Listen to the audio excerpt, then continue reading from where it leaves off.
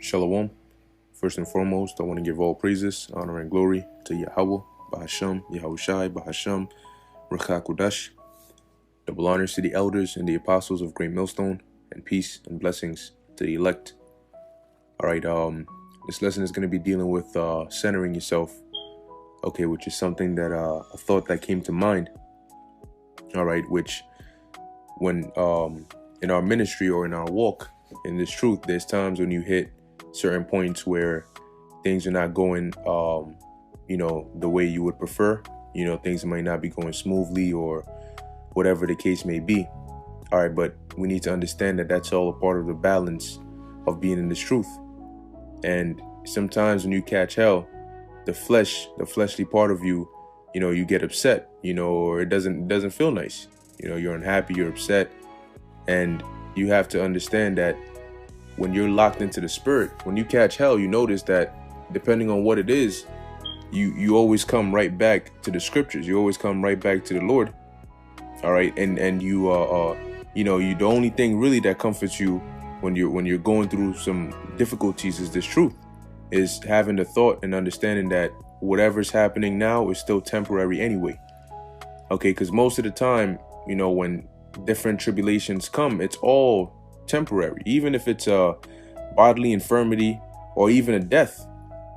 Because when Yahushua gets here, there's like there's going to be like a universal reset, and all of that is going to end. Remember, everything, it's a part of Esau's world. It's gone. It's considered the former things, as you read about in Revelation, the 21st chapter. So whether it may be financially or family or whatever it is that you may find yourself in. Now, I'm not saying that it's just because it's temporary that it doesn't have an effect on you. Of course it does, because we're still in this flesh. But you can't let it affect your mental ability and your focus in this truth. All right. And there's times when you need to just sit back and center yourself. All right. Examine yourself, as the scriptures say, and see where you are. Because there's sometimes when you might not be as hot in the spirit, and sometimes you may be on fire in the spirit, and sometimes you may be, right at the middle. Okay, and you're doing your thing, but it's always good to, every now and then just stop and center yourself and examine yourself and see, okay, well, where are you, in the spirit? All right, are you fully engaged? Are you lacking? Is there more you can do? Are there aspects? Is there something that's weighing you down or dragging you down, or some thought that's limiting you? Because oftentimes there is, but because you never take the time to sit down and address it, so you can find a solution to it and pray on it, it stays there and it goes to the back of your mind. Even though it's a problem, there's so much going on in your life that you just put it aside and you put it aside, but yet it's hindering you. Okay, so you gotta, take that time and look at yourself and see where, because remember, we're all constantly trying to improve. So you have to see, well, where am I lacking? If I look at myself, what is it? Is it charity? Is it, what, and you got to pinpoint it depending on what it is. But the first thing you have to do is pray, because we will catch hell. We do catch hell. It's a balance. Sometimes life is good. Okay, well, as good as can be in Babylon, but it's not, nothing bad is going on. The Lord got your back. Everything seems to be going fine. And there's sometimes when it seems like everything is just going wrong. And that there's just demons trying to frustrate you. And yet it still affects you, because it's still grievous or vexing. But especially now, we're not going to have a smooth, happy, enjoyment of life here. So I want to start with this, Proverbs 11:1. A false balance is abomination to the Lord, but a just weight is his delight. So sometimes you'll be doing good, sometimes you'll be doing bad. Sometimes you'll have an abundance of something, and sometimes you'll have a scarcity of it. But you have to learn to be flexible in the spirit, meaning you have to learn to balance your spiritual responsibilities, okay, on this tightrope of adversity. Okay, you have to be able to balance yourself while all this is going on, all the shaking, all the movement, which is the things that this world may bring. And you still have to, you just have to keep going, because catching hell is never an excuse to not go or do the work of the Lord, because it's a part of doing the work of the Lord. You go through things, but when you overcome it, you show the Lord that, hey, that's one step or one level higher. Okay, so from here, let's go to the book of 2 Corinthians, chapter 13, verse 5. And it says, examine yourselves, whether ye be in the faith, prove your own selves. Know ye not your own selves, how that Yahushua HaMashiach is in you, except ye be reprobates, meaning void of judgment, so you won't be able to tell. But that's why Paul said, examine yourselves, whether ye be in the faith. Okay, so let's look up this word examine, because there's times when you slowly start drifting, and if you're not careful and you don't catch yourself and you're not around people in like mind who will catch you, then guess what? You'll keep drifting, and your brain is constantly adjusting to your new way that you don't realize, hold on one second. I'm falling way too far back. And that's when complacency sets in. And when complacency sets in, you think, right? You think that you're at the same spot, but you're not. You're really regressing, and your brain is telling you that you're at the same spot. But in this truth, there's no such thing as staying at the same spot. You're either progressing or you're not. And if you're not, then you're going in reverse. Staying at the same spot is equivalent to going in reverse, because everybody else is moving forward.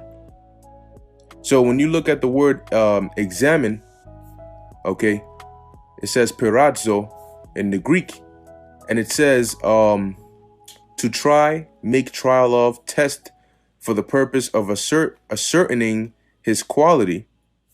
All right, and the Lord does that often. It says to try or test one's virtue or one's faith, virtue, character by enticement to sin. Now, this doesn't mean that you go and you say, well, I'm going to go look at what I used to have the most problems with. What sin that I used to have, would I have most difficulty letting go? And I'm going to go put myself in that situation to test my virtue. That's not being wise. Okay. But oftentimes the Lord examines us, and he throws tests and adversities our way, and we go through them. And if you have the Spirit, you're going to be able to discern and examine yourself while you're in that adversity. You may not cause the adversity, but being in it, you'll be able to see, okay, where are you lacking? Okay, and how did you end up here? Well, you'll be able to examine these things. Now it says here, after the Old Testament usage of God to inflict evils upon one, in order to prove his character and steadfastness of his faith. So this is why sometimes we go through certain things. It's for the Most High to prove our character and steadfastness of his faith. How much do you trust in the Lord? As Job said, though he slay me, yet will I maintain my trust in him. Well, is that something you believe, or is that something you just repeat? Okay. So now let's keep reading actually. So it says, examine yourselves whether ye be in the faith, prove your own selves, and you'll know whether you're in the Spirit or not. Because the Lord is, if you are of the Lord's elect, he's given you a part to where you can tell. Everybody knows themselves, so you can tell, look, I'm this, what I'm saying, I could do better than this. Okay. And it says, know ye not your own selves, how that Yahushua HaMashiach is in you, except ye be reprobates. Okay. So from here, let's go to the book of 1 Corinthians chapter 9, and I'm going to start at verse 24, because you don't want to be a reprobate, and you don't want to miss out on salvation because you didn't take that time to sit down and center yourself and to pray. If you're feeling weak, you have to pray. If you're feeling weak in the spirit, you have to pray. You can't just think, oh, well, it'll just pass. You got to do something. You have to be proactive. You have to do something, or else them demons will take advantage of your lack of initiative to change that condition you're in. You know, it's just a slump. I'll just stay in the slump. If it's a slump and you know it's a slump, shouldn't you be doing something to get out of that slump? So 1 Corinthians 9:24, know ye not that they which run in a race run all, but one receiveth the prize? So run that ye may obtain. And this is a race that we cannot afford to lose. And every man that striveth for the mastery is temperate in all things. Now they do it to obtain a corruptible crown, but we an incorruptible. Okay. And when you go into this word temperate, it says to be self-controlled, continent. And when you that word continent, when you go into the book of 2nd Ezra, the 5th chapter, dealing with wisdom being withdrawn and you know the famine of the word and chaos, it says that incontinency shall be multiplied. So if continent is equivalent to self-control, incontinency or being incontinent would be the opposite of that. Okay, which is why the scriptures say that the course of their action shall stand in their power. People are going to be doing things, all right, or moving without self-control, letting these demons drive them. Okay, now it says here to exhibit self-government, conduct oneself temperately, to discipline yourself and to have self-control. Okay, so as Paul was saying here, that if you're striving for the mastery, you need to be disciplined in all things. You need to have a balance and you need to be able to control yourself. Now, these people, these athletes, there's certain things that they don't do, or certain things that they do so that they can put themselves in a better position, whether it's before an upcoming fight or a game or whatever it is. So for us, we have to do that same thing spiritually. Verse 26, I therefore so run, not as uncertainly, so fight I, not as one that beateth the air. So if you're fighting and you're exerting energy, you want to make sure you're hitting your target. But I keep under my body and bring it into subjection. Now, how do you keep under your body and bring it into subjection? You first need to have that conscious decision and discipline to do that. To realize that, hold on, I need to mortify my members. I need to discipline myself. I've been slacking. Maybe you used to read a lot. You know, you used to read the scriptures. You used to whatever it was you used to do. And now there's a certain distraction that's slowing you down. You need to bring your body under subjection, because more than likely that distraction is one that's pleasing the flesh. Because anything that's pleasing the spirit is working towards this truth. It's all going to work together. So if it's not, then chances are it's something that's pleasing to the flesh and you need to discipline yourself. Not saying you didn't get, if it's not off, then it's not like you can't do it at all. Of course you can. We all need an outlet, but you need to discipline yourself and bring it into subjection, because if you let your body run wild and it controls you, you will be destroyed. All right. It says, lest that by any means, when I have preached to others, I myself should be a castaway. And that's something that none of us want to be in. You don't want to be in that position.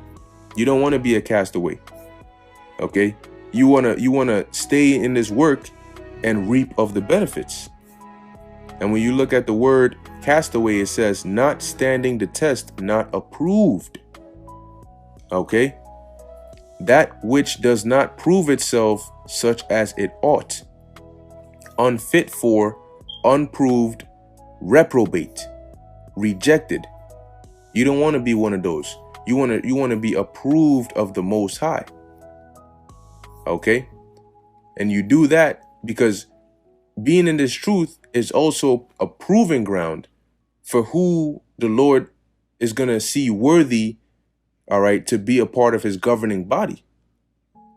In terms of the teachers and the prophets, it's a proving ground to see who's going to be worthy to be, ruling over the Lord's sheep. Because right now we're doing that on a lower level as prophets, but in the kingdom, we're not going to just be proclaiming these things, but we're going to be putting them into reality, so to speak. Okay. We're going to be enforcing these things.